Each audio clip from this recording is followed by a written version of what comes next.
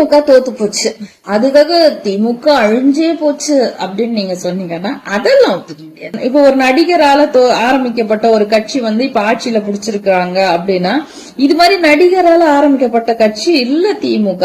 அவர் ஒரு கட்சியை அழிச்சிருக்காரு தான், ஆனா அது வேற ஒரு நடிகரால எப்பவோ ஆரம்பிக்கப்பட்ட ஒரு கட்சியை அவர் இப்ப அழிச்சிருக்கிறாரு.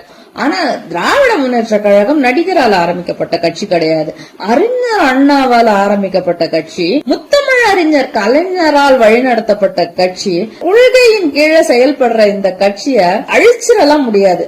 ஒருவேளை நீங்க தோல்வியை பார்க்க வைக்கலாம். முன்பெல்லாம் திராவிட முன்னேற்ற கழகம் எப்படி வெற்றி பெற்றாங்கன்னா இந்த கொள்கையாலதான் வெற்றி பெற்றாங்கன்னு சொன்னாலும் கொள்கையாலதான் தோல்வி அடைஞ்சாங்க அப்படிங்கறதுதான் உண்மை. ஏன்னா இந்த கொள்கைய அன்றைய ஊடகங்கள்லாம் என்ன பண்ணாங்கன்னா அது ஆரியத்தோட கையில இருந்ததால அவங்க மக்கள் கிட்ட இத தவறா கொண்டு போய் சேர்த்தாங்க.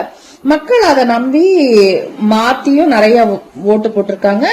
நிறைய தோல்விகளையும் திராவிட முன்னேற்ற கழகம் பார்த்திருக்கு. இவ்வளவு தோல்விகளுக்கு பின்னாடியும் மீண்டும் எழுந்து வந்திருக்கு. அதுக்கும் காரணம் அந்த கொள்கை தான்.